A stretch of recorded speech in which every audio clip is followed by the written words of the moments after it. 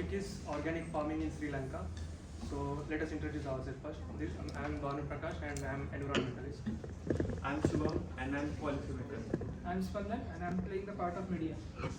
I am Hansraj and I am playing the part of economist. I'm Shiva, I'm the environmentalist. I am Maniraj and I am the industrialist. I am Abhinav and I am representing farm. Where is the politician? Here comes the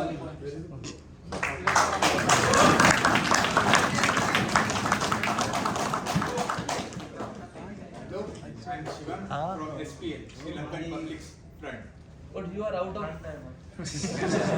Hello, I am Shivam, a politician from SPL, Sri Lankan Public Front. The politicians are always late. So Sri Lanka is regarded as, if you see the history or the geographical location, it is known as jewel of Indian Ocean because of its location, and it is also known as granary of the East because of its agriculture production. So, but now the situation is completely contrast because of few reasons, be it economic policies or any other, even COVID-19 affected it. And let's see how Sri Lanka is facing this problem now.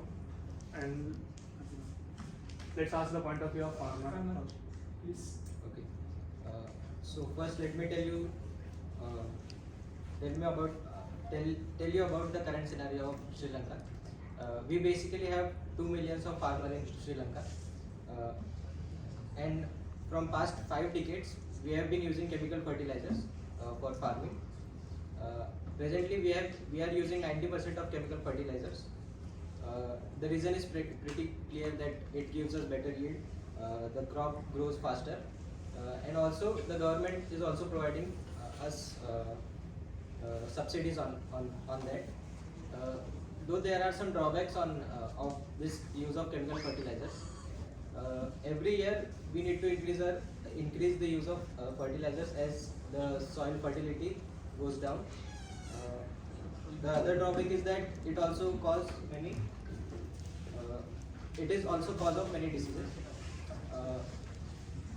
Otherwise, everything. As farmer is seriously affected, we have introduced farmer as first. And now the debate is actually we divide into 3 segments, like 3 time frames we will consider. Initially, before any policy got introduced, and during the policy, and how the consequences of that policy affected common man or the economy of Sri Lanka. So if you look the first part, I will try to say how Sri Lanka is before, like when Green Revolution got introduced, they have introduced 2 high yielding variety of seeds, HYV seeds we call. So, but these HYV seeds required large amount of chemical fertilizers and pesticides. So what happened, the competition between the individual farmers grew. So that competition then turned into greed, like they have extensively using that. So what happened, the soil fertility is completely degraded. The groundwater is polluted. When there are nearby rivers, when that fertilizers carried away by external factors to nearby rivers, the aquatic life is also getting disturbed. So I would like to request the policymakers and politicians to take any steps like for a better tomorrow. So see, right now we don't have any foreign currencies, so we can't purchase fertilizers from the different countries, and we cannot give the free fertilizers to any of the farmers. So we need to find some solution for this, because otherwise our party will be destroyed. Tax बढ़ाएंगे. No, this is the absurd decision, because that is not like normal. We have China, no? Let's ask for a loan. It is the same as we are increasing the tax. So we will create a policy where we will say that it will be organic, but what we will do is it will help us because we are not purchasing any fertilizers, and also people will find their own ways. We don't have to do anything. Just we will say organic farming and they will do everything. Let's do. So that was all the speech. Yeah. Ayubowan. Today, I am here to tell you all about my vision of Sri Lanka. Our government banned import of dozens of items today, including agrochemicals, fertilizers. Around 80 billion rupees or around 80,000 million rupees is what this country spends on fertilizers. This money goes to whose pocket? This money is taken by abroad companies. We have our fertilizers companies in our local market, but only few of the companies make profit out of it. This decision will help everyone to ensure a healthy lifestyle. There will be no diseases such as chronic kidney failure or chronic kidney diseases. We will create a farming industry into a local industry without making it as a cash cow for abroad companies. For other countries, the purpose of life is to just make money at any cost. But for us, Sri Lankans, we should create money by taking care of life as well as by socially conscious ways. We will make honest money. We will make non-violent money. This is the aim of my vision. And as a part of the government, as a head of the government, I will start the change, the reform from chemical-based farming to organic farming. I guarantee there will be no death due to chronic kidney diseases. I will make sure all the department of our government will work together to fight our problems and as well as the people's problems. See, A plus B whole square is A square plus B square plus 2AB. Where this 2AB comes from? 2AB is an organic farm. We should go for organic farming. Thank you. It was a typical politician speech. So we will ask now industrialist what is his opinion on this policy. Not We you. totally oppose the idea of organic farming. But there are some advantages of organic farming also. So why are you opposing this? First of all, it causes losses to all our industries, but also we have disadvantages of organic farming, such as when we compare the yields of organic farming and conventional methods of farming, yields are less when the organic farming is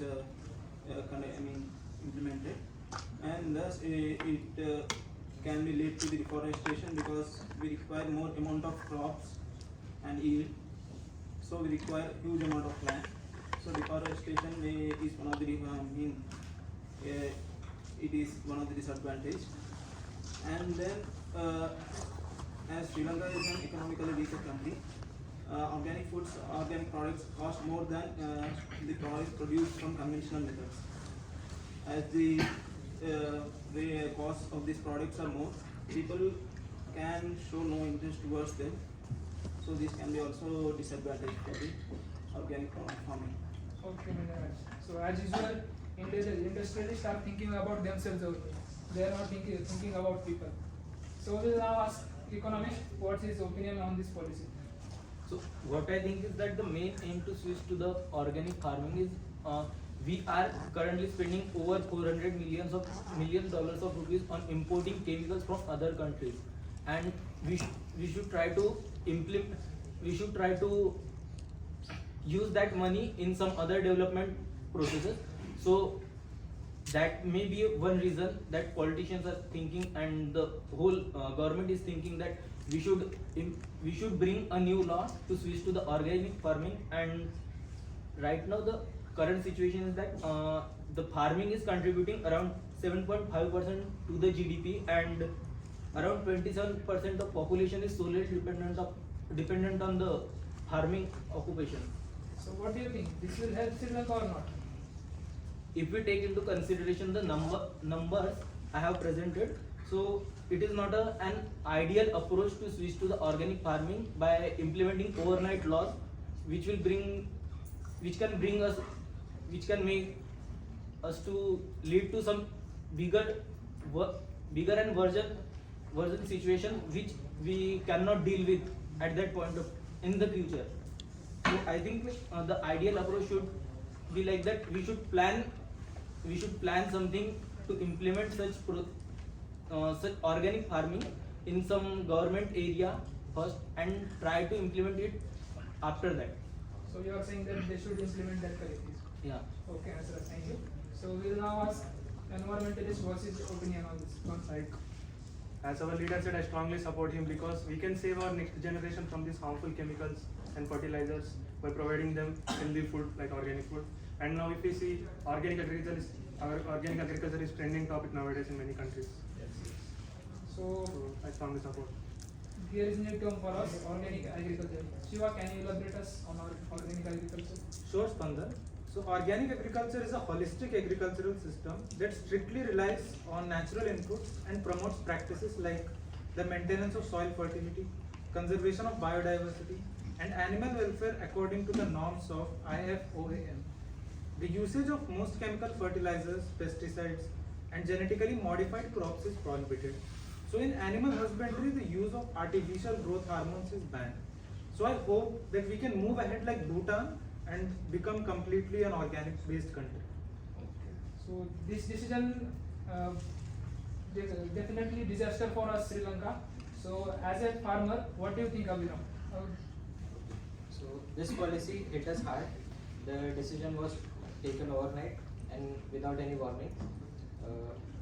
We were left only to use organic chemicals. This affected the yield of our crops. The crops took more time to grow. The rice production fell. We were not able to produce for ourselves. Selling in the market is out of the question. Many of us skipped our one-time meal because the price was very high. So Abhinav, after all of this, do you still support organic farming? See, I don't have problem with organic farming. I have problem with the planning and implementation of this policy. We, as a farmer, we also care about nature, but we are not prepared for this sudden shift. The government should have provided us with proper training before implementing this policy. And the transition from chemical fertilizers to organic should have been a gradual, as we have seen in case of Sikkim. They have started this organic shift from back in 2003, and now in 2018 they have achieved their goal, means they are completely organic. So see, Sikkim is a small state and only 66,000 farmers are there, and it took them 15 years to achieve their goal. So how can the government tell us to shift to organic government? So you are telling they should have given transition time to. Yeah, they should have given us training or something. Okay, Abhinav, thank you. So now we will ask economist again. What do you think about this crisis? What I think is the Sri Lanka's biggest export is tea, which was contributing to around 23% of total world's exports and contributing to around 3% of GDP. After implementation of that law, our tea exports fell by around 18% and rice fell by around 14%, which was a big blow to the economy of the country, and it will make us hard again to compete at a global level as we are before the implementation of this law. So you are saying that implementation was wrong. Yeah. So that brings us to the next question. I am going to ask politician. So can you explain this failure to our Sri Lankan peoples? See, I took the advice from policyman. I followed his rules, regulations and everything. So you can ask policyman. Okay, once a politician, always a politician. Always blaming others for their mistakes. So I just want to say that farmer is saying like we didn't give them the time. Also industrialist is saying it is a weak, like it is not a good policy. So I just want to say that because of the lockdown, we were not having any export. We didn't have any foreign currency. So we are not giving, like we are not a god to give free fertilizers to everyone. Even investors are not investing in Sri Lanka. They are investing in the foreign country startups. So how can you think like we will give everything free? Even after that, after farming, if there is an extra rain, then if they like damages their crops and all, so they will ask for the subsidy, like give us compensation. So we are not gods to give everyone a free stuff. So that's why we implemented. Yeah, we didn't have the good plan, but they also should think, man, they have the lands. So at least they should have a plan, like we will do like this. And that. So we would like to conclude by citing one of our panelists said about Sikkim and other one told about one of the place. So how Bhutan is different from Sri Lanka is because of its geographical location if we consider the population density and the way in which they implemented is completely different. Like they identified agroeconomic zones and tried to do step by step gradually. Whereas in Sri Lanka it was an overnight decision. So I would like to request policymakers next time to implement such a way that it will be a long-term sustainable development. Yeah, next time if people elect us, then we will surely make it. Thank you. Thank you, sir.